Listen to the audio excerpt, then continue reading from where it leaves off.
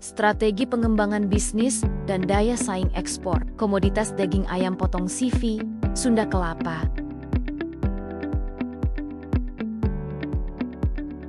Indonesia terus meningkatkan produksi ayam potong dari tahun ke tahun. Peningkatan ini menjadikan Indonesia sebagai salah satu produsen utama di kawasan Asia.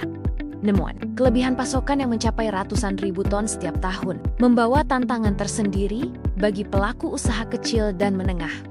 Dalam 5 tahun terakhir, pertumbuhan produksi ayam potong Indonesia mencapai 10% per tahun. Akibatnya, terjadi surplus sekitar 240 ribu ton per tahun.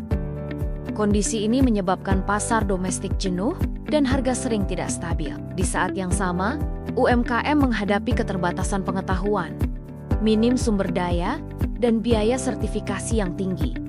Regulasi ketat dari Singapore Food Agency, mulai dari standar mutu, keamanan pangan, hingga sertifikasi halal, menjadi penghalang utama mereka untuk masuk pasar ekspor di Singapura. Meski tantangan besar, peluang ekspor terbuka lebar. Singapura, sebagai negara terdekat, mengimpor lebih dari 230 ribu ton ayam potong setiap tahunnya. Kebutuhan yang tinggi dan letak geografis yang dekat menjadikan pasar ini strategis bagi UMKM Indonesia. Ekspor ke Singapura dapat menjadi solusi untuk mengatasi surplus produksi dalam negeri. Penelitian ini bertujuan mengidentifikasi faktor internal dan eksternal yang mempengaruhi keberhasilan ekspor ayam potong. Selain itu, penelitian ini merancang strategi bisnis agar UMKM dapat bersaing dengan efektif dan berkelanjutan. Penelitian ini menggabungkan teori perdagangan internasional dari Krugman, strategi daya saing Porter, dan 3 pendekatan analisis yaitu PESTEL, SWOT, dan AHP. Data diperoleh melalui wawancara dengan pemilik CV Sunda Kelapa, pengisian kuesioner AHP oleh 9 responden perusahaan, dan analisis literatur internasional. Hasil penelitian menunjukkan bahwa 3 faktor utama menentukan keberhasilan ekspor ayam potong. Faktor pertama adalah kepatuhan terhadap regulasi ekspor, sertifikasi, dan standar kualitas. Faktor kedua adalah kemampuan bersaing dalam pasar global yang kompetitif. Faktor ketiga adalah pemahaman karakteristik dan preferensi pasar di negara tujuan.